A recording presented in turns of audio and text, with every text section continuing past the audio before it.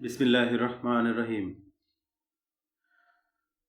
দেশের এই মুহূর্তে এক ক্লান্তি লগ্ন চলতেছে। সেই মুহূর্তে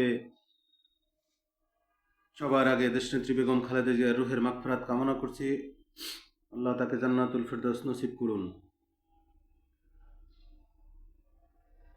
সাথে সাথে ডক্টর ইউনূস সাহেবের কাছে বিশেষ কিছু আবেদন রাখছি যে আপনি কি বাংলাদেশের স্বাধীনতাকামী মানুষের পালস বুঝতে ভুল করছেন?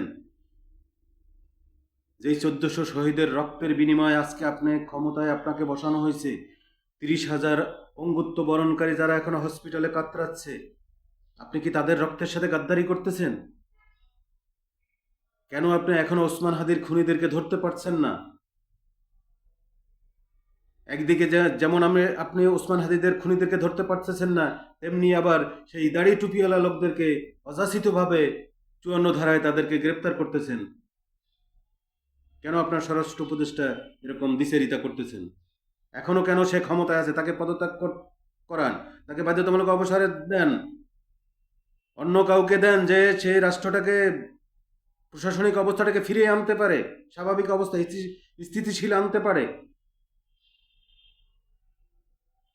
আপনি কি এই জুলাই পরবর্তী বাংলাদেশের মানুষের পালস বুঝতে পারেন নাই?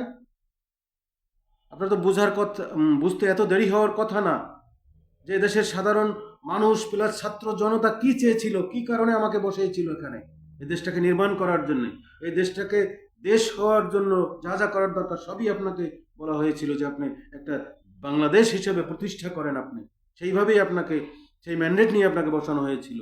আপনি কেন বুঝতে পারতেছেন না? এই কনকনে শীতে আপনি শাহবাগের দিকে একটু তাকিয়ে দেখেন যে 5 বছরের 7 বছরের বাচ্চাটা তার মায়ের সাথে ওখানে বসে আছে কিসের দাবিতে?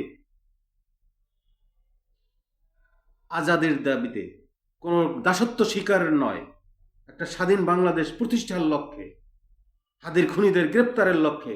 আপনি এই পালসটা বুঝতে পারতেছেন না কেন? এখন এর গুরু রহস্যটা কি আমরা সাধারণ মানুষ এটা জানতে চাই।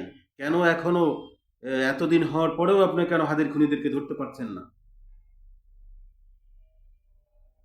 কারোর দাসত্ব স্বীকার করে এই 24 পরবর্তী বাংলাদেশ রচিত হবে না। আপনাকে আবারও বলতেছি, কারোর রচিত সংবিধানে বাংলাদেশ চলতে পারে না, এটাই তার প্রমাণ। 24 পরবর্তী বাংলাদেশে কয়েক লক্ষ হাদি জন্ম হয়েছে তারা জীবন দেওয়ার জন্য। আপনার বন্দোবস্ত পরিবর্তন করেন, আপনি যে ওয়েতে পারেন, তারপরও বাংলাদেশটাকে স্থিতিশীল পরিবেশ ফিরিয়ে আনুন, এটাই আপনার কাছে দাবি। Stop systematic crime.